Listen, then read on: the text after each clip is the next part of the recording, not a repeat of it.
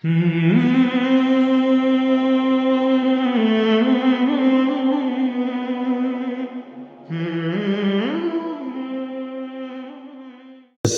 আলাইকুম ওয়া রাহমাতুল্লাহি ওয়া বারাকাতুহু। মানুষ ঠান্ডা হয়ে গেছে মনে হচ্ছে, সালামের জবাবও পাওয়া যায় না। মানুষকে জাগালে মানুষ জাগে। আলহামদুলিল্লাহ। আলহামদুলিল্লাহ নাহমাদুহু ওয়া নাস্তাঈনুহু ওয়া নাস্তাগফিরুহ ওয়া নাউযু বিল্লাহি মিন শুরুরি আনফুসিনা ওয়া মিন সাইয়্যাতি আমালিনা। من يهده الله فلا مضل له ومن يضلل فلا هادي له واشهد ان لا اله الا الله وحده لا شريك له واشهد ان محمدا عبده ورسوله.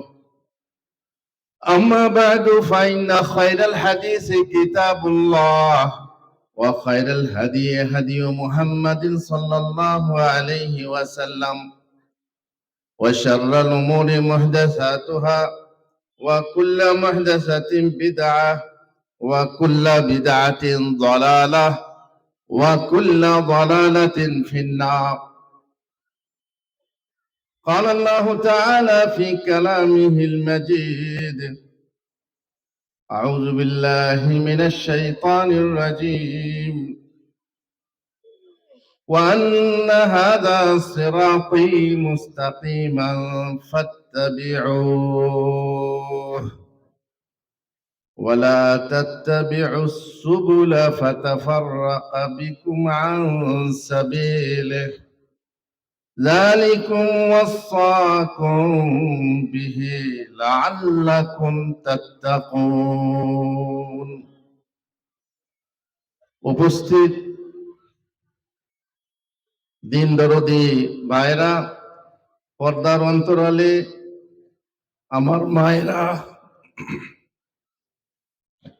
যাবতীয় প্রশংসা, যাবতীয় গুণগান আল্লাহর জন্য। দরুদ ও সালাম বর্ষিত হোক মুহাম্মদুর রাসূলুল্লাহ সাল্লাল্লাহু আলাইহি ওয়াসাল্লামের উপর। আমরা মুসলমান হয়ে জন্ম নিয়েছি, ইসলাম এসেছে সেই আদম আলাইহিস সালামের জামানা থেকেই। আদম নবীর ধর্ম ছিল ইসলাম, তার অনুসারীরা ছিলেন মুসলমান। নূহ নবীর দিন ছিল ইসলাম, তার অনুসারীরা ছিলেন মুসলমান। ইব্রাহিম নবী, তার দিন ছিল ইসলাম, তার অনুসারীরা ছিলেন মুসলমান। শেষ পর্যন্ত মুহাম্মদুর রাসূলুল্লাহ সাল্লাল্লাহু আলাইহি ওয়াসাল্লাম। মিল্লাতু আবিকুম ইব্রাহিম, ইব্রাহিম তোমাদের পিতা, তার দিন, তার মিল্লত। আর তিনি বলছেন হুয়া সাম্মাকুম মুসলিমিন, তোমাদের তিনি নাম দিয়েছেন যে তোমরা মুসলমান। আলহামদুলিল্লাহ। কিন্তু দুঃখের বিষয়, ইসলাম এবং তার মান্যকারী মুসলমানরা কিছু কাল পরেই দলে দলে বিভক্ত হলো। দলে দলে বিভক্ত হয়ে তারা এক একটা নাম নিয়ে পৃথক হয়ে গেল। ইহুদিরা মুসানবী ইসলাম মুসলমান ছিলেন, তার অনুসারীরা মুসলমান ছিলেন, পরবর্তীতে নাম নিল ইহুদি, পৃথক হয়ে গেল। ঈসা আলাইহিস সালাম মুসলিম ছিলেন, তার অনুসারীরা মুসলমান ছিলেন, তার পরবর্তী উম্মতরা নাম নিয়ে নাসারা হয়ে গেল। আর আমার উম্মত মুহাম্মদ রাসূলুল্লাহ সাল্লাল্লাহু আলাইহি সাল্লামের উম্মত, তারাও মুসলমান ছিলেন, তারাও আস্তে আস্তে দলে দলে বিভক্ত হতে লাগলেন। আর তার ফলে এক একটা দল এক একটা নাম নিয়ে সবাই যেন বলতে লাগলো আমি হচ্ছি শ্রেষ্ঠ দল, আমি হচ্ছি দুনিয়াতে সাহায্য প্রাপ্ত দল, আর আমরাই হচ্ছি সেই দলভুক্ত যে দলের লোকেরা কাল কিয়ামতের দিনে নাজাত পাবে। কিন্তু হাদিস তা বলছে না, রাসূলুল্লাহ সাল্লাল্লাহু আলাইহি ওয়াসাল্লামের ভবিষ্যৎবাণী তা বলছে না।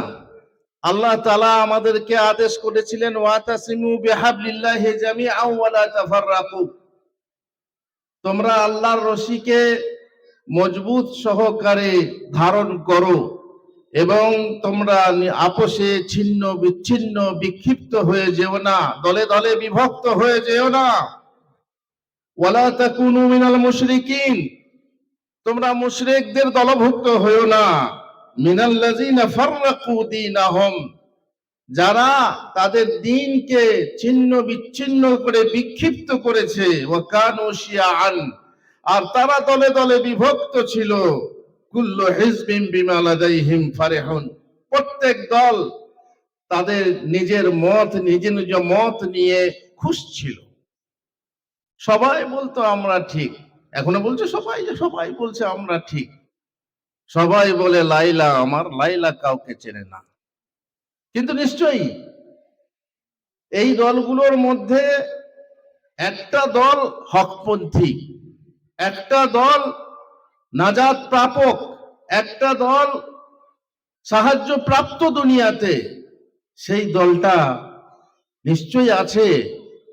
যে দল সম্পর্কে হাদিসে বলা হয়েছে আমি আপনাদেরকে বলবো, ইনশাআল্লাহ সময় যদি থাকে একটা একটা করে সব বলার চেষ্টা করব। ইবনে মাসউদ রাদিয়াল্লাহু তাআলা আনহু থেকে বর্ণিত, তিনি বলছেন, একদা রাসূলুল্লাহ সাল্লাল্লাহু আলাইহি ওয়াসাল্লাম খাত্তালানা রাসূলুল্লাহ সাল্লাল্লাহু আলাইহি ওয়াসাল্লাম খাত্তাম বিয়াদিহি, নিজের হাত দিয়ে একটা দাগ টানলেন।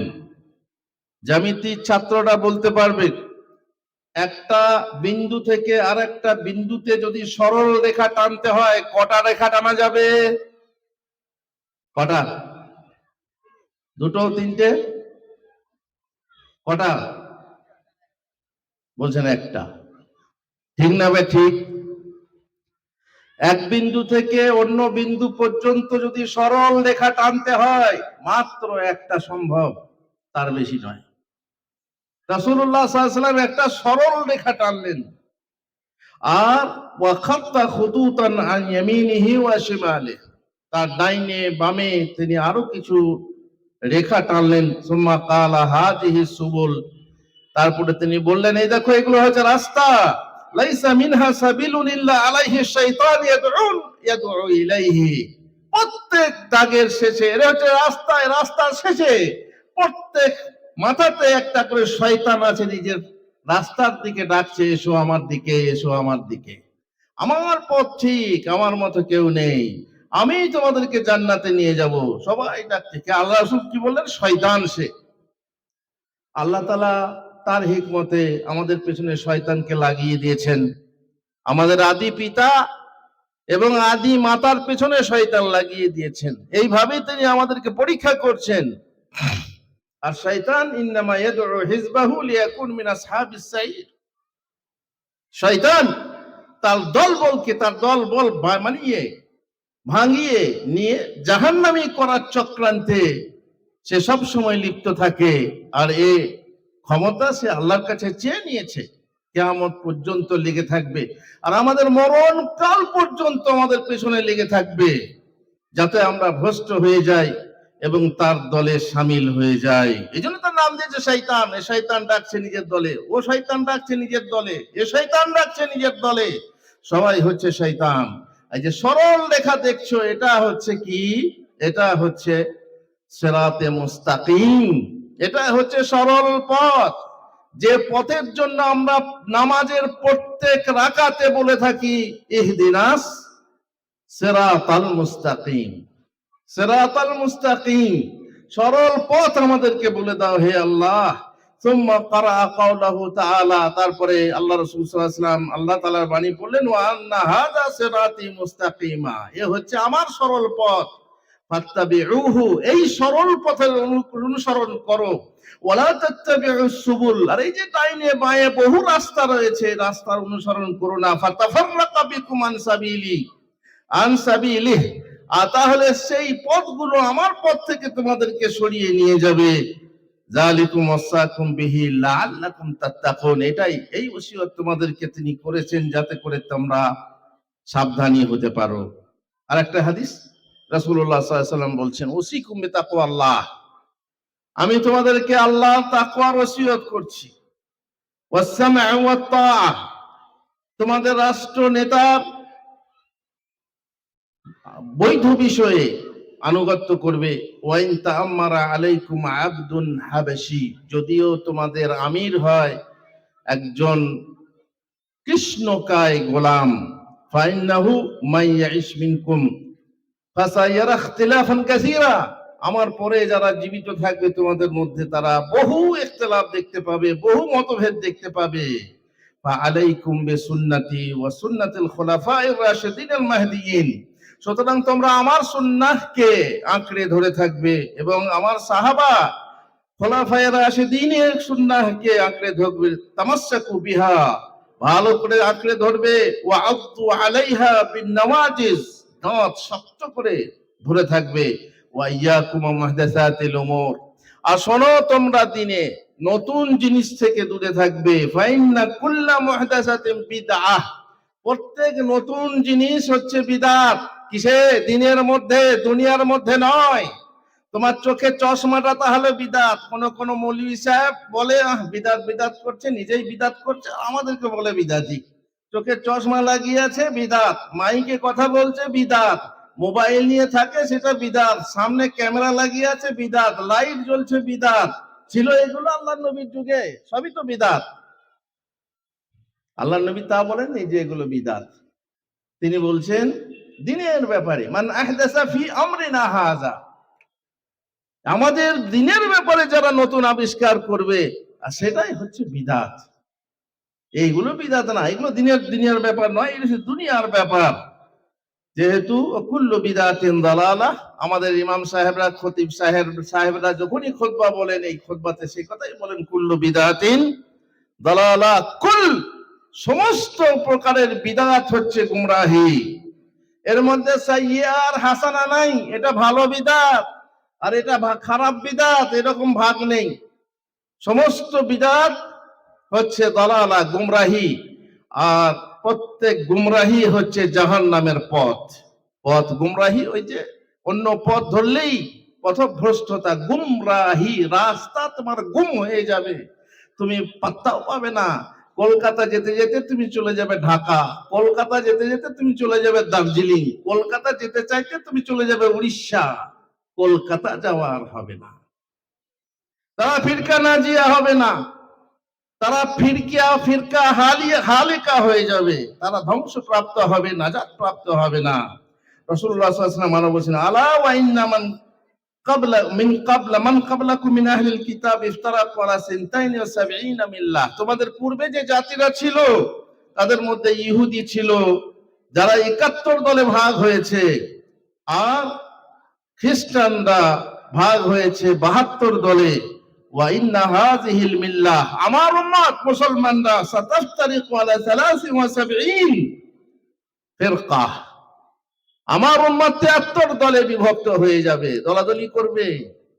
আর 72 ফিন্নার, 72 দল জাহান্নামে যাবে।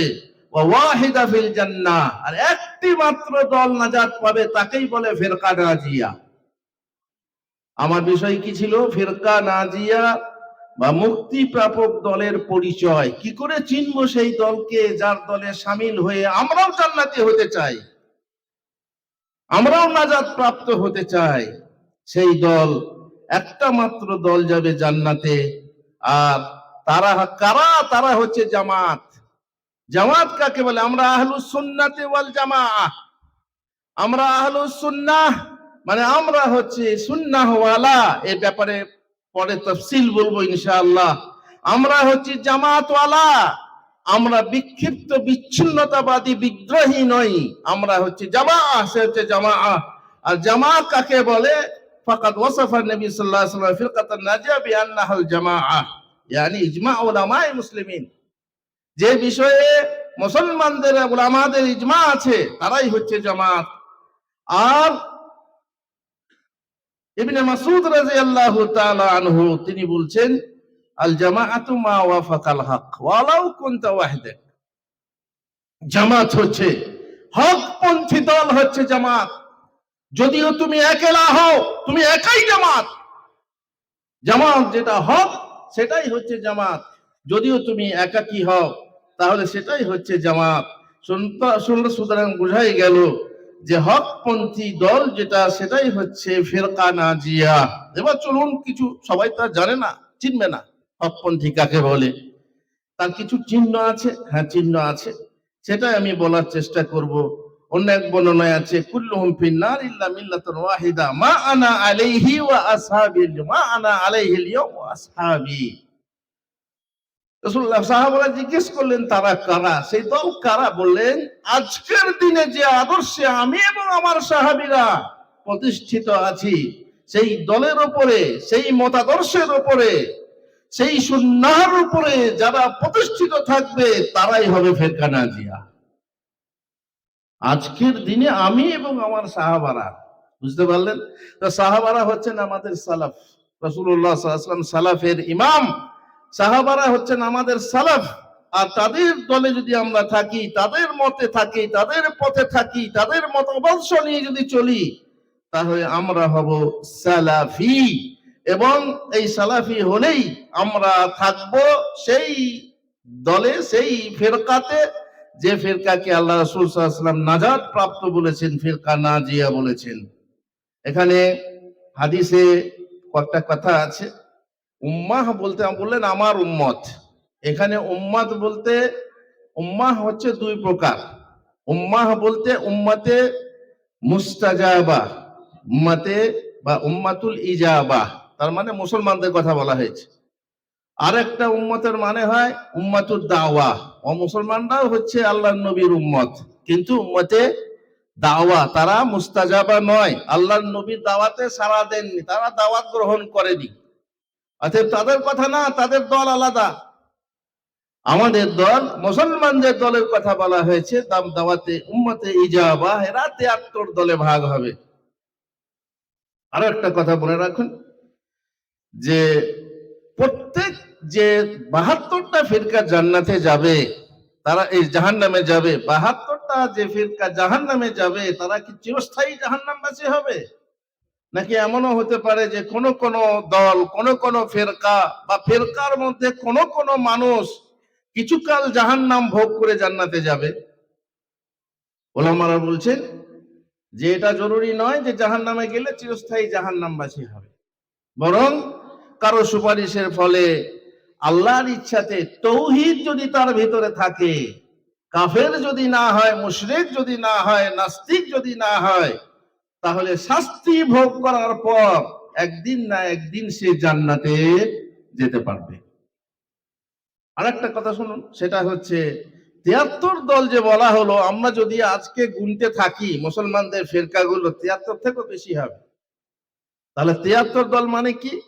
ওলামারা বলছেন উসুল হিসাবে, মূল দল হিসাবে।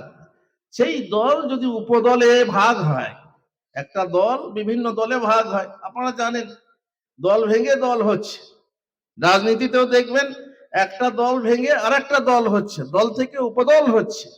আমাদের ক্ষেত্রেই দেখেন, আমাদের আহলে হাদিস দল ভেঙে কত উপদল হয়েছে, আরো বিভিন্ন দল ভেঙে দল হচ্ছে।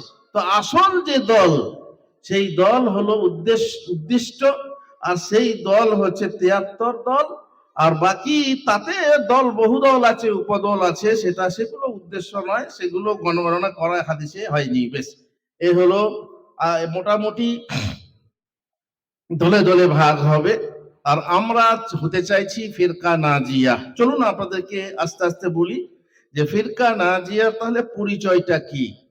এবার শুনুন ভালো করে। ফিরকা নাজিয়া মুক্তিপ্রাপ্ত দল, যে ফিরকা রাসূলুল্লাহ সাল্লাল্লাহু আলাইহি ওয়াসাল্লামের জীবন আদর্শ ও তারপর তার সাহাবাগণের মতাদর্শের অনুসারী, আর সে আদর্শ হলো কোরআন ও কোরআন কারীম। মা আয়েশাকে জিজ্ঞেস করলে, মা আয়েশা রাদিয়াল্লাহু তাআলা আনহা, রাসূলুল্লাহ সাল্লাল্লাহু আলাইহি ওয়াসাল্লামের চরিত্র কি ছিল? তিনি বললেন, কানা খুলুকুহুল কোরআন, তার চরিত্র ছিল কোরআন। অতএব কোরআনকে যদি আমরা আঁকড়ে ধরি, কোরআনকে যদি আমরা মানি, বুঝি, সাহাবাদের বুঝ অনুযায়ী বুঝি, তাহলে আমরা সেই দল চিনতে পারবো যে আল্লাহ তার রাসূলের উপর অবতীর্ণ করেছে, আল্লাহ তার রাসূলের উপর অবতীর্ণ করেছেন এবং রাসূল তার সাহাবাদের নিকট তার সহিহ হাদিসে ব্যাখ্যা করেছেন এবং ওই কিতাব ও তার ব্যাখ্যা বা সুন্নাহ উভয়কে সুদৃঢ়ভাবে ধারণ করতে আদেশ করেছেন।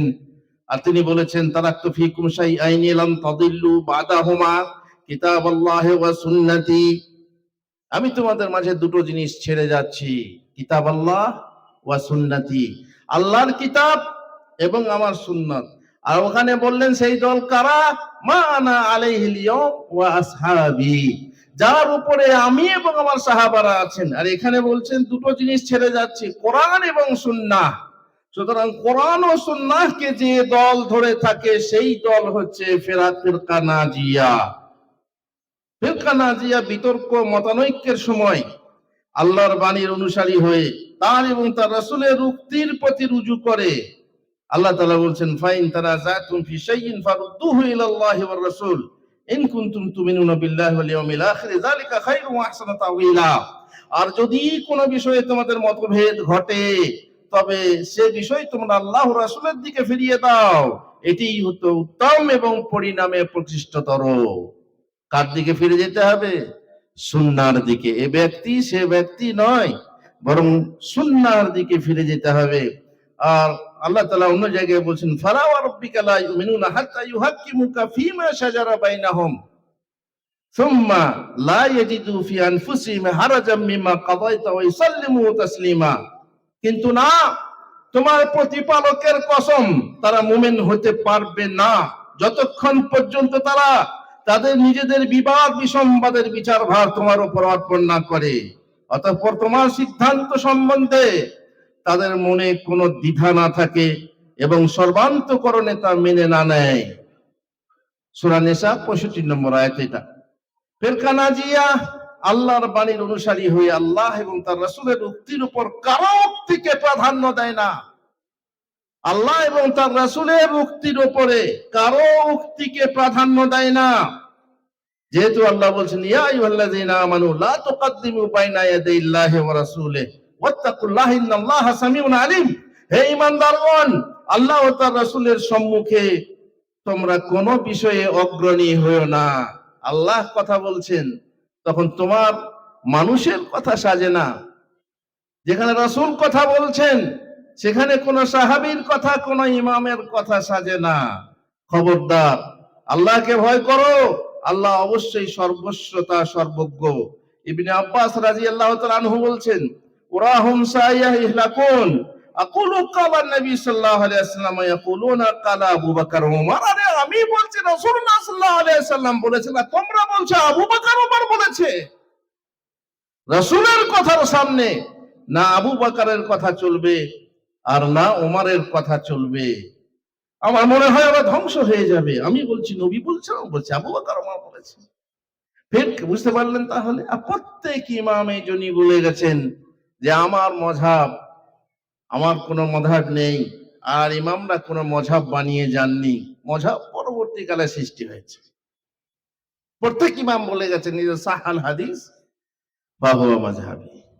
এ বিষয়ে আমি মনে করি যে হাদিস যদি সহিহ হয় সেটাই আমার মযহাব, সেটাই।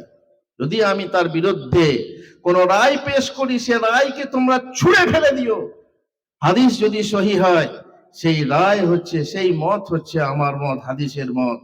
ফিরকা নাজিয়া বিবেচনা তাওহীদ হলো সকল প্রকার ইবাদত, যেমন দোয়া, প্রার্থনা, সাহায্য ভিক্ষা, বিপদে স্বাচ্ছন্দ্যে আহ্বান, জবেহ নজর নিয়াজ ভরসা, সন্তান সমৃদ্ধি ভিক্ষা করা, আল্লাহর বিধান অনুসারে বিচার ও শাসন করা ইত্যাদিতে আল্লাহকে একক মানা। আর এইসব চাওয়া, আল্লাহ ছাড়া অন্যের দরবারে চাওয়া মানা, এটাই হলো সেই বুনিয়াদ যার উপর সঠিক ইসলামী রাষ্ট্র রচিত হয়। সুতরাং অধিকাংশ মুসলিম দেশগুলিতে বর্তমানে যে শিরিক এবং তার বহিঃপ্রকাশ রয়েছে তা দূরীভূত করা একান্ত জরুরি, যেহেতু তার তাওহীদের এক দাবি। সে জামাতের বিজয় সম্ভব অসম্ভব যে জামাত তৌহিদকে অবহেলার সাথে উপেক্ষা করে এবং সকল রাসূল ও বিশেষ করে আমাদের সম্মানিত রাসূল সাল্লাল্লাহু আলাইহি ওয়াসাল্লাম কে আদর্শ মেনে সর্বপ্রকার শিরকের বিরুদ্ধে অবিশ্রাম সংগ্রাম না করে। ফিরকা নাজিয়া শিরকের বিরুদ্ধে লড়াই করে, শিরককে প্রশ্রয় দেয় না। কেন? আমাদের সালাফ রাসূলুল্লাহ সাল্লাল্লাহু আলাইহি ওয়াসাল্লাম সাহাবায়ে কিরাম শিরককে কোন সময় প্রশ্রয় দেননি। একদিন ইবনে মাসউদ রাদিয়াল্লাহু তাআলা আনহু বাড়িতে এলেন। বাড়িতে এসে স্ত্রীর ঘাড়ে হাত দিয়েছেন, তো দেখছেন একটা সুতো। কি গো, এই সুতোটা কেন রয়েছে? স্ত্রী বলছেন, আমার এই রোগ হয়েছিল, তো এক ইহুদি মেয়ে এসে সুতো পড়া দিয়ে গেছে। সুতো পড়া জানেন না পড়া? সুতো পড়া, কার পড়া দিয়ে গলায় বাঁধে, কোমরে বাঁধে, হাতে বাঁধে, সুতো পড়া। এই যে হুজুরদের কাছে আমরা সুতো পড়া নিই, তাবিজ নিই, ইত্যাদি ইত্যাদি। ইবনে মাসউদ রাদিয়াল্লাহু তাআলা ছিঁড়ে ফেললেন। ছিঁড়ে বললেন, ইন্না আলা ইবনে মাসউদ লা আগনিয়া আনিশ শিরক। ইবনে মাসউদের বংশধর শিরিক থেকে নির্লিপ্ত, শিরিক করে না। ইবনে মাসউদের বংশ শিরিক করতে পারে না। দেখলেন কেমন? আমাদেরও সেই রকম হতে হবে। এই হচ্ছে ফিরকা নাজিয়া, যে শিরিক থেকে নির্লিপ্ত হবে, শিরিক থেকে সম্পর্কহীন হবে, সে কোনোদিন শিরকে পতিত হবে না। যার ঘরে ঘরে দেখবেন দুটো একটা গলার ছেলের গলাতে তাবিজ থাকবেই। একটা সাদা তাবিজ, একটা কালো তাবিজ, একটা কার পড়া, একটা সুতো পড়া। বলে এটা কি হয়েছে? বলছে জ্বর আসে, উড়ো জ্বর। এটা কি হয়েছে? বলছে দুধ তোলা রোগের জন্য। কে দিয়েছে? আমাদের ইমাম সাহেব দিয়েছে। হ্যাঁ, আমাদের ইমাম সাহেবরা দিয়েছে। তৌহিদ নেই তাদের মুখে, অথবা তৌহিদের জ্ঞান নেই তাদের কাছে। এই তাই ইমামের পেছনে নামাজ পড়ি। এই যে শিরকি কারবার কর্মকাণ্ডকে আমরা, তবে একটা সমস্যা হচ্ছে, আমরা অনেকে আহলে সুন্নাহ বলি নিজেদেরকে, আর ঘরের হোম মিনিস্টারকে আমরা আহলে সুন্নাহ থেকে গ্রহণ করিনি। আমরা এমন জায়গা থেকে গ্রহণ করেছি যারা আসলে আহলে সুন্নাহ নয়। মুশকিল হচ্ছে, তারা এরকম করছে ঘরের ভিতরে। আর ঘরের ভিতরে কি খবর সেটা আমি খবর নিই না, আমি বাড়িয়ে থাকি। আর বাড়ির লোক কি করছে আমার খবর থাকে না। যাই হোক, শিরিক থেকে নির্লিপ্ত হবে সেই দল। ফিরকা নাজিয়া তার ইবাদতে, ব্যবহারে, আচরণে, বরং সারা জীবনে রাসূল সাল্লাল্লাহু আলাইহি ওয়াসাল্লাম সুন্নাহকে জীবিত করে। যার কারণে এত লোকের মাঝে তারা প্রবাসীর মতো মুষ্টিমেয় বিরল। তুমি যদি ফিরকা নাজিয়া খোঁজো, অনেক লোক পাবে, তা পাবে না। অল্প সংখ্যক লোককে পাবে। চিরদিন ভালোর সংখ্যা কম, ভালোর সংখ্যা বেশি হয় না। যেমন রাসূলুল্লাহ সাল্লাল্লাহু আলাইহি ওয়াসাল্লাম তাদের প্রসঙ্গে অবহিত করে বলেছেন, ইন্নাল ইসলাম বাদা গারিবা ওয়া সায়াউদু গারিবান কামা বাদা ফাতুবা লিল গুরাবা। নিশ্চয় ইসলাম প্রবাসীর মতো অসহায়। প্রবাসীর মতো অসহায় জানেন কাকে বলে? বুঝবেন না, জানেন না। আমার একটা গল্প লেখা আছে কোন বইয়ে, আমার কোন বইয়ে আছে গল্প লেখা, সেটা সম্ভবত মণিমালাতে গল্পটা আছে। আমি একদিন আমাদের এলাকার কোন এক মসজিদে গেছি। আজকাল তো গেলেই বলবে আদায় করতে এসেছে। তো জোহরের জামাতে নামাজ পড়লাম। কেউ জিজ্ঞাসা, আমার কাছে না, কেউ জিজ্ঞাসা করলো না যে কার বাড়ি এসেছো, নাকি কোন মাদ্রাসার আদায় করতে এসেছো, জিজ্ঞাসা করলো না। দুপুরের বেলা, কাল রাতে ভাত খেয়েছি, সকালে খাওয়া হয়নি। তারপরে দ্বিতীয় জামাত হলো, তারাও নামাজ পড়ে বেরিয়ে গেল। আমি মসজিদের এক কোণে বারান্দাতে বসে আছি, কেউ জিজ্ঞাসা করলো না। কেন? আমি গরিব। একে কি বলা হয়? গরিব। বাংলাতে গরিব মানে দরিদ্র, কিন্তু আরবিতে গরিব মানে কি? বিরল, কি বলে, বিদেশি, অচেনা, অজানা লোক, তাকে বলা হয় গরিব। হাজা গরিব। যেমন এখানে অনেক লোক এসেছেন দূর থেকে, 24 পরগনা থেকে বসে আছেন, গরিব। সবাই চলে যাবে, হ্যাঁ ভাই খাওয়া দাওয়া হয়েছে, কোথেকে এসেছেন? না, গরিব মানে তাকে কেউ জিজ্ঞাসা করবে না। তৃতীয় জামাত যখন হলো, তখন আমার খিদে খুব পেয়েছে। দেখলাম যে এই জামাত যদি চলে যায়, আসর পর্যন্ত আর কেউ আসবে না। তখন মুখ খুলতে বাধ্য। বললাম, এক বাসন ভাত হবে, আমি একজন মুসাফির এসেছি, আপনাদের ইমাম সাহেবের সঙ্গে দেখা করতাম, তো দেখা হবে না মনে হচ্ছে। তিনি না, সে তো বাড়ি চলে গেছে, ছুটি গেছে। তাহলে ভাত হলে ভালো হয়। কদুর শাক দিয়ে ভাত খেয়েছিলাম। যাই হোক, আর 37টা বছর গরিব হয়ে সৌদি আরবে থেকে এলাম। কতিপয় লোক আমাকে চিনতো, বাকি সবাই আমার কাছে অচেনা। আর সবারই কাছে আমি অচেনা। গরিব আদমি, যেখানে মসজিদে বসবেন কেউ জিজ্ঞাসা করবে না কোথায় কাজ করছো, কি করছো ইত্যাদি জিজ্ঞাসা করবে না। হচ্ছে গরিব, অসহায় ব্যক্তি। আপনি খেয়েছেন না খাননি কেউ জিজ্ঞাসা করবে না। ইসলামের অবস্থা সেই, মুসলমানদের অবস্থা সেই গুটি কতক, সেই প্রবাসীর মতো অল্প সংখ্যক মানুষ নিয়ে শুরুতে আগমন করেছে এবং অনুরূপ অল্প সংখ্যক মানুষ নিয়েই ভবিষ্যতে প্রত্যাগমন করবে, যেমন শুরুতে আগমন করেছিল। সুতরাং সুসংবাদ ওই মুষ্টিমেয় লোকেদের জন্য, যারা অল্প সংখ্যক মানুষ, তাদের জন্য রয়েছে সুসংবাদ। আর ওয়াফি রিওয়ায়া ফাতুবা লিল গুরাবা আল্লাযিনা ইয়াসলিহুন ইযা ফাসাদান নাস। সুতরাং শুভ সংবাদ ওই প্রবাসীর মতো অসহায় লোকেদের, যারা মানুষ অসৎ হয়ে গেলে তারা সৎ হয়ে থাকে, মানুষকে সংস্কার করে সঠিক পথে রাখতে সচেষ্ট হয়। এ হচ্ছে ফিরকা নাজিয়া। ফিরকা নাজিয়া আল্লাহ এবং তার রাসূলের উক্তি ছাড়া আর কারো উক্তি কথা পক্ষপাতিত্ব করে না। যে রাসূল সাল্লাল্লাহু আলাইহি ওয়াসাল্লাম নিষ্পাপ ছিলেন এবং তিনি নিজের খেয়াল খুশি মতে কোনো কথা বলতেন না, কিন্তু তিনি ব্যতীত অন্য মানুষ যতই তিনি বহুমুখী মর্যাদার অধিকারী হন না কেন, ভুল করতেই পারেন। একমাত্র নির্ভুল ছিলেন রাসূলুল্লাহ সাল্লাল্লাহু আলাইহি ওয়াসাল্লাম দিনের ব্যাপারে। আর হাদিসে রাসূলুল্লাহ সাল্লাল্লাহু আলাইহি ওয়াসাল্লাম বলেছেন, কুল্লু বানি আদম খাত্তা। আদম সন্তান হচ্ছে ভুলে ভরা। আর তাদের মধ্যে ভালো হচ্ছে সেই যে ভুল ত্যাগ করে আল্লাহর কাছে তওবা করে। আর রাসূলুল্লাহ সাল্লাল্লাহু আলাইহি ওয়াসাল্লাম দিনের ব্যাপারে কোনো ভুল করতেন না। ইমাম মালিক রাহিমাহুল্লাহ এই জন্য বলেছেন, লাইসা আহাদুন বাদান নবী সাল্লাল্লাহু আলাইহি ওয়াসাল্লাম ইল্লা ইউখাযু মিন কওলিহি ওয়া ইউতরাক ইল্লা নবী সাল্লাল্লাহু আলাইহি ওয়াসাল্লাম ইল্লা কওল হাযা কবর।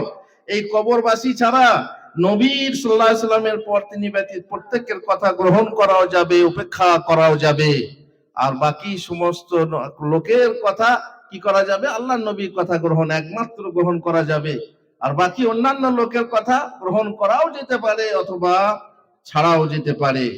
ফিরকা নাজিয়া হলো আহলে হাদিস, আহলুস সুন্নাহ ওয়াল জামাআহ, যাদের সম্পর্কে রাসূল সাল্লাল্লাহু আলাইহি ওয়াসাল্লাম বলেছেন, লা তাযালু তায়ফাতুম মিন উম্মতি যাহিরিনা আলাল হক লা ইয়াযুররুহুম মান খাযালাহুম হাত্তা ইয়াতিয়া আমরুল্লাহ।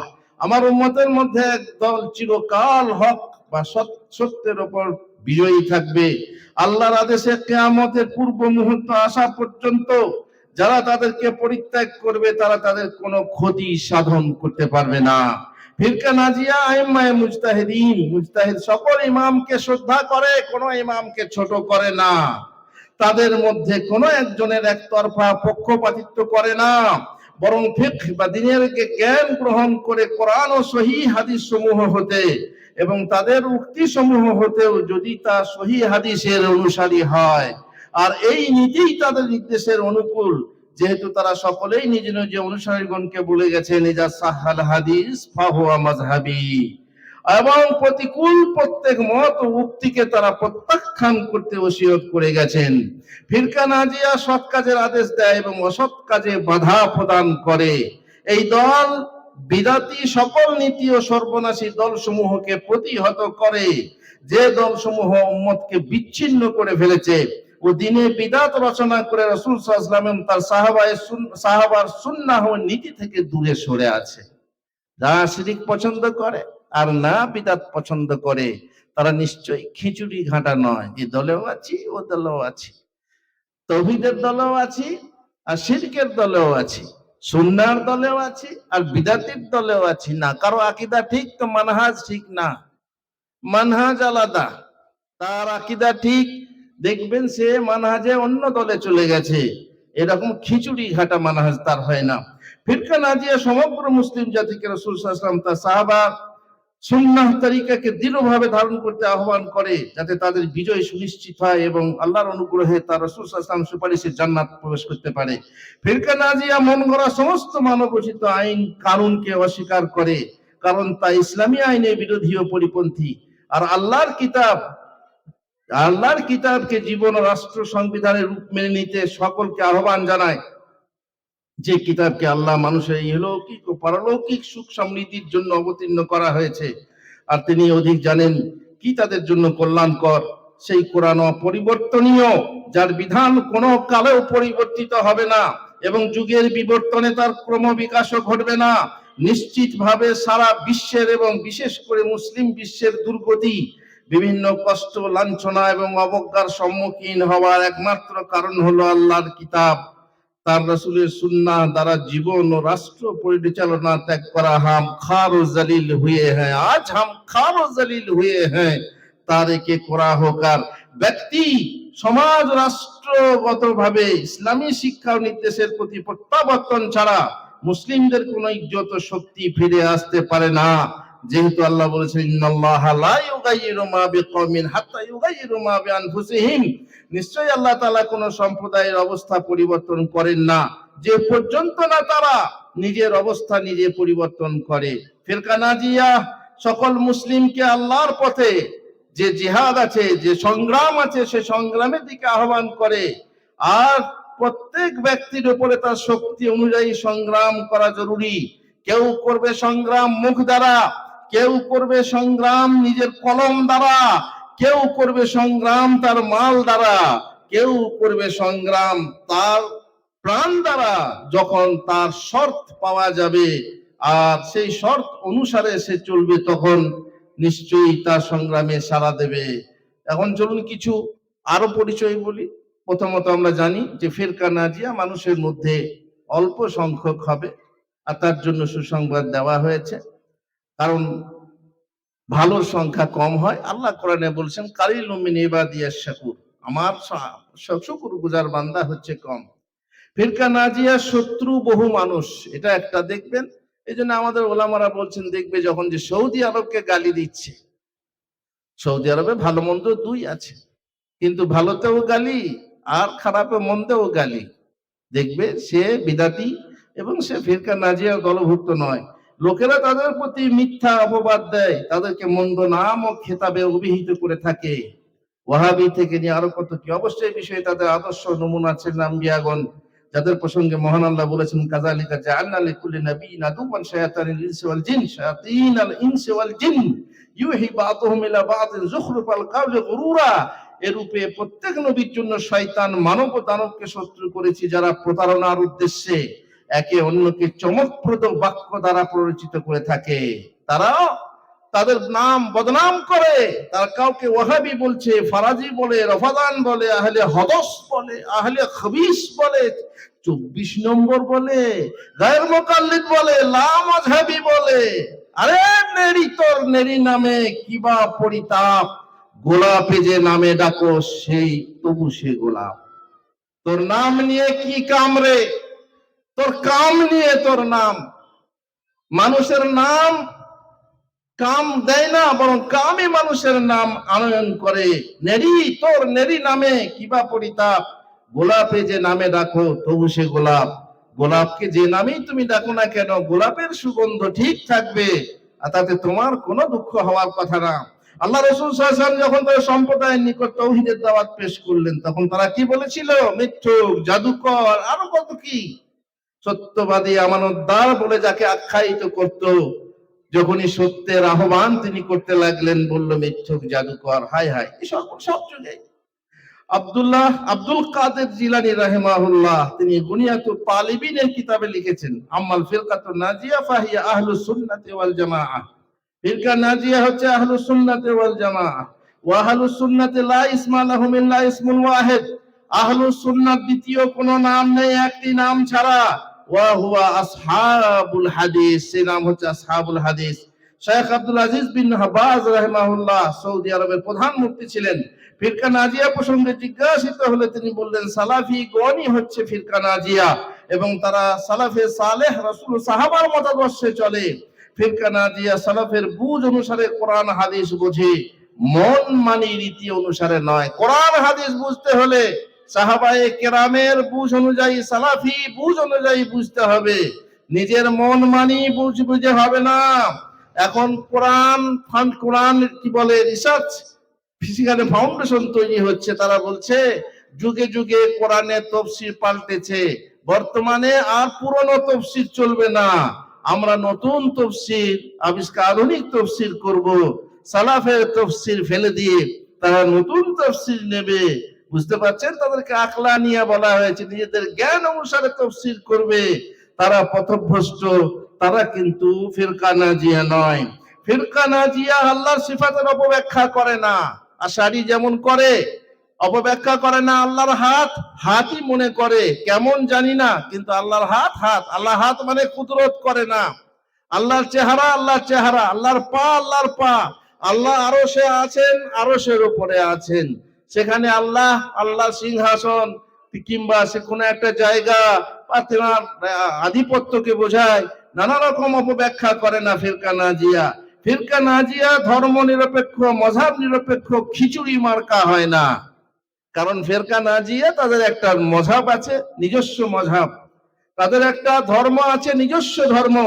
সব ধর্ম সমান মনে করে না, তেমনি সব মযহাব সব ওটাও ঠিক এটাও ঠিক এরকম মনে করে না, নিজে খিচুড়ি ঘাটাতে পারে না, খিচুড়ি মার্কা হয় না। ফিরকা নাজিয়া মুহাম্মদ সাল্লাল্লাহু আলাইহি ওয়াসাল্লামকে সর্বশেষ নবী বিশ্বাস করে, তারপরে যদি কেউ নবী বিশ্বাস করে সে ফিরকা নাজিয়া থাকে না, যেমন কাদিয়ানীরা করেছে। ফিরকা নাজিয়া সহিহ হাদিস অস্বীকার করে না, তারা হাদিস মানে না, বলছে কোরআন আমাদের জন্য যথেষ্ট, হাদিস মানা যাবে না, ও গ্যারান্টি নেই। হাদিসকে অস্বীকারী কোনোদিন ফিরকা নাজিয়া হতে পারে না। নবী সাহাবী আউলিয়াদের ব্যাপারে অতিরঞ্জন করে না, বাড়াবাড়ি করে না।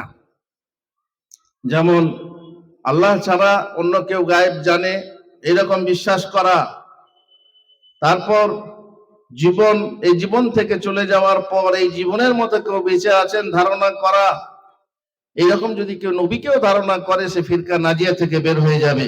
রাসূলুল্লাহ সাল্লাল্লাহু আলাইহি ওয়াসাল্লাম বলেছেন, লা তুতরুনি কামা আতারাতিন নাসারা ঈসা ইবনে মারইয়াম, তোমরা সেই রকম আমাকে বাড়াবাড়ি করো না, আমাকে নিয়ে যেমন খ্রিস্টানরা ঈসাকে নিয়ে বাড়াবাড়ি করেছিল, ভ্রষ্ট হয়ে গেছিল। আমাকে নিয়ে বাড়াবাড়ি করলে তোমরা ফিরকা নাজিয়া থেকে খারিজ হয়ে যাবে। কিভাবে? যেমন বলেছিল ঈসা হচ্ছে আল্লাহর বেটা, শেষকালে বললো ঈসাই হচ্ছে আল্লাহ। আমাদের মধ্যে কিছু লোক আছে যারা আমাদের নবী মুহাম্মদ সাল্লাল্লাহু আলাইহি সাল্লামকে মনে করে যে ও जो अर्श पर मुस्तवी था खुदा बनकर उतर पड़ा मदीना में नबी बनकर, ও যিনি আরশের উপরে, যিনি আল্লাহ হয়েছিলেন, তিনি মুস্তাফা হয়ে মদিনায় অবতরণ করেছেন। আমাদের কবি নজরুল বলেছেন, আহা আরশ হতে পদ ভুলিয়া, আরশ হতে পদ ভুলে আবার আল্লাহ চলে এসেছেন মদিনায় নবী হয়ে। আল্লাহু মুস্তাআন। এর থেকে বাড়াবাড়ি অতিরঞ্জন আর কি হতে পারে? সুতরাং এই ধরনের ধারণা যদি কেউ করে, তারপর যদি কেউ ওলি পূজা করে বা সাহাবী পূজা করে এবং তাদের কবরে গিয়ে ভিক্ষা মাগে, সন্তান ও সমৃদ্ধি মাগে, তাহলে পরে তারা ফিরকা নাজিয়া থাকতে পারে না। দাওয়াতি ময়দানে আম্বিয়া ও সালাফদের নীতি লঙ্ঘন করে না। দাওয়াতি ময়দানে মানহাজে গেল, সেখানে মানহাজে প্রথম দাওয়াত কিসের দেবে? প্রথম দাওয়াত কি ফজিলতের দাওয়াত দেবে? দরুদ শরীফের ফজিলত, বিসমিল্লাহ শরীফের ফজিলতের দাওয়াত দেবে, নাকি প্রথমেই নামাজের দাওয়াত দেবে? সালাফের নীতি হলো, রাসূলের নীতি হলো, আউয়ালু মা তাদউহুম ইলাইহি শাহাদাতু লা ইলাহা ইল্লাল্লাহ। প্রথমে লা ইলাহা ইল্লাল্লাহ দাওয়াত দাও, প্রথমে তাওহীদের দাওয়াত দাও, এটাই হচ্ছে সহিহ মানহাজ। আর এর বিপরীত যদি তুমি বলো না আগে রাজনীতির দাওয়াত দিতে হবে, আগে ইসলামী হুকুমত কায়েম করতে হবে, তারপর সবাইকে ডান্ডা দিয়ে সোজা করে দেবো, কিংবা আগে ফজিলতের দাওয়াত দিতে হবে, নামাজের দাওয়াত দিতে হবে, তাহলে তুমি বিরোধী হয়ে গেলে কিসের? সেই সালাফি নীতির বিরোধী হয়ে গেলে তুমি ফিরকা নাজিয়া থেকে, যেটাকে জামাত বলা হয়েছে, সালাফি নীতি বলা হয়েছে, সেখান থেকে তুমি আলাদা হয়ে গেলে। আবার কেউ কেউ বলছে জিহাদ করে সব ঠিক করতে হবে।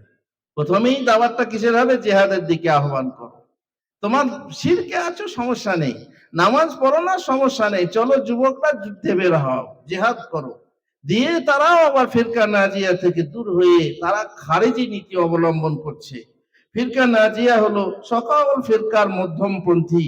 যেমন ফিরকা নাজিয়া, আমরা ইহদিনাস সিরাতাল মুস্তাকিম পড়ে থাকি, সর্ব বিষয়ে মাঝামাঝি পথ, না অতিরঞ্জন করব আর না অবজ্ঞা করব। আমরা না স্ত্রীকে স্ত্রীর মতো ভালোবাসবো, অতিরঞ্জন করে ও আমার মা গো আমি তোমাকে ভালোবাসি বলবো, তা হবে না। বাড়াবাড়ি করা যাবে না। আর অবজ্ঞা অবহেলা করে তাকে তার মর্যাদা থেকে নিচে নামিয়ে দেব, তাও হবে না। বরং যার যেখানে অবস্থান তাকে আমরা সেই অবস্থানে প্রতিষ্ঠিত রাখব। যেমন আমাদের বিভিন্ন উদাহরণ আছে। ফেরকা নাজিয়া, যারা কাদারিয়া, যারা জাবারিয়া। কাদারিয়া বলে কি তকদির বলে কিছু নেই, আর জাবারিয়া বলে কি যে না তকদিরই সবকিছু, আমার মানুষের কাজ বলে ইচ্ছা বলে কিছু নেই। আর আমাদের মাঝামাঝি কি হলো?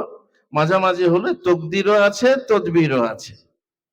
আল্লাহর ইচ্ছা আছে, মানুষেরও ইচ্ছা আছে, কিন্তু মানুষের ইচ্ছা আল্লাহর ইচ্ছা এক না হলে চাহে ভালো হোক চাহে মন্দ হোক কোনো কাজই সংঘটিত হবে না।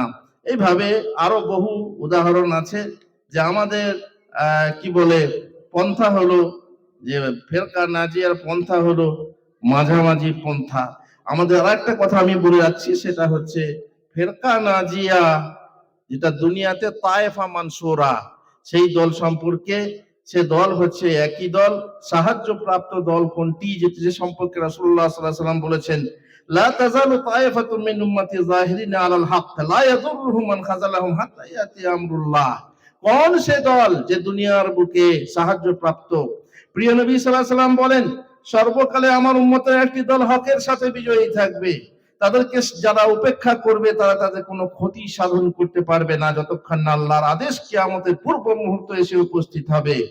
রাসূলুল্লাহ সাল্লাল্লাহু আলাইহি ওয়াসাল্লাম বলেন ইযা ফাসাদা আহলুশ শাম ফালা খায়রা ফীকুম ওয়া লা তাযালু তায়েফাতুম মিন উম্মতি মানসুরুন লা ইয়াদুররুহুম মান খাযালাহুম হাত্তা তাকুমাস সাআহ। শামবাসী অসৎ হয়ে গেলে তোমাদের মধ্যে কোনো মঙ্গল নেই, আর চিরকালের জন্য আমার উম্মতের একটি দল সাহায্যপ্রাপ্ত থাকবে, কিয়ামত কায়েম হওয়া পর্যন্ত তাদেরকে উপেক্ষাকারীরা তাদের কোনো ক্ষতি সাধন করতে পারবে না। ইবনুল মুবারক বলেন আমার মতে তারা হলেন আসহাবুল হাদিস। ইমাম বুখারী বলেন, আলী ইবনুল মাদানী বলেছেন তারা হলেন আসহাবুল হাদিস। ইমাম বুখারী রাহিমাহুল্লাহ তার সহিহ গ্রন্থে বাব বেঁধেছেন, বাব ও কওলিন নবী সাল্লাল্লাহু আলাইহি ওয়াসাল্লাম লা তাযালু তাইফাতুম মিন উম্মতি যাহিরিনা আলাল হাক্কি ইউকাতিলুন। যে উম্মত বিজয়ী থাকবে কিয়ামত পর্যন্ত তারা কেতাল করতে থাকবে। কেতাল করতে থাকবে মানে কিছু মানুষ বুঝছে, আমাদের জেনারেল শিক্ষিত ভাইরা বুঝছেন কেতাল করতে মানে সবসময় কাটাকাটি করতে থাকবে। আরে ভাই যারা কসাই, এখানে হয়তো কসাই থাকবেন, দেখুন তো তিনি এখন গোশ কাটছেন কিনা। এখানে কোনো কসাই ভাই আছেন? গোশ কাটছেন আপনি? কসাই মানে যে সবসময় গোশ কাটবে, ঘরে গিয়েও গোশ কাটবে, আবার কসাই খানাতে গিয়েও গোশ, তা তো নয়। ইউকাতিলুন, কেতাল করবে, সময় এলে করবে কেতাল, শর্ত পূর্ণ হলেই কেতাল করবে। ইমাম বুখারী কি বলছেন? বাবু কওলিন নবী সাল্লাল্লাহু আলাইহি ওয়াসাল্লাম লা তাযালু তায়েফাতুন মিন উম্মতি যাহিরিনা আল হাক্কি ইউকাতিলুন ওয়া হুম আহলুল ইলমি। তারা কারা? ইলম ওয়ালারা, আলেম ওলামারা। তাদের উদ্দেশ্যটাই, তাদের উদ্দেশ্যে রাসূলুল্লাহ সাল্লাল্লাহু আলাইহি ওয়াসাল্লাম বলেছেন যে তারা বিজয়ী থাকবে, আলাল হাক্কি ইউকাতিলুন, হকের উপরে বিজয়ী থাকবে, আর তারা তার হকের জন্য লড়াই করতে থাকবে। আর লড়াই শুধু তরবারি দিয়ে নয়, লড়াই হবে ইলম দিয়ে, কি বল, লড়াই হবে ইলম দিয়ে, লড়াই হবে কলম দিয়ে, লড়াই হবে নিজের জবান দিয়ে। আর আহমদ বিন হাম্বল বলছেন ইল্লাম তাকুন হাযিহি তায়েফাতুল মানসুরা আসহাবুল হাদিস ফালা আদরি মানহুম। আমি জানি না এই সাহায্যপ্রাপ্ত দলটি যদি আসহাবুল হাদিস না হয় তবে তারা কারা। আহলে হাদিসরাই যেহেতু সুন্নাহ এবং তার আনুষঙ্গিক সকল বিষয়ে অধ্যয়নে বিশেষজ্ঞ, তাই তারাই সকল মানুষের চেয়ে তাদের নবী মুহাম্মদুর রাসূলুল্লাহ সাল্লাল্লাহু আলাইহি ওয়াসাল্লামের সুন্নাহ, আদর্শ, পথনির্দেশ, চরিত্র, যুদ্ধ বিগ্রহ এবং সম্পৃক্ত যাবতীয় বিষয়ে অধিক জ্ঞান রাখে, আর তারাই বেশি মানে, অন্য কোনো দল নয়।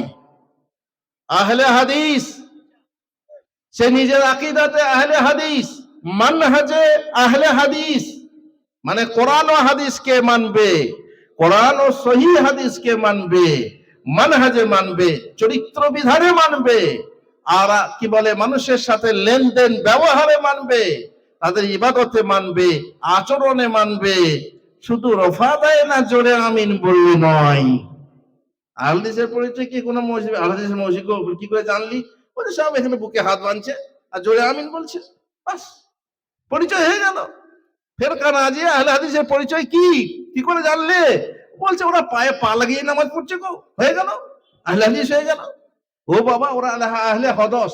একজন এসে বলছে আহলে হদস। ওরা কি ব্যাপার আহলে হদস মানে?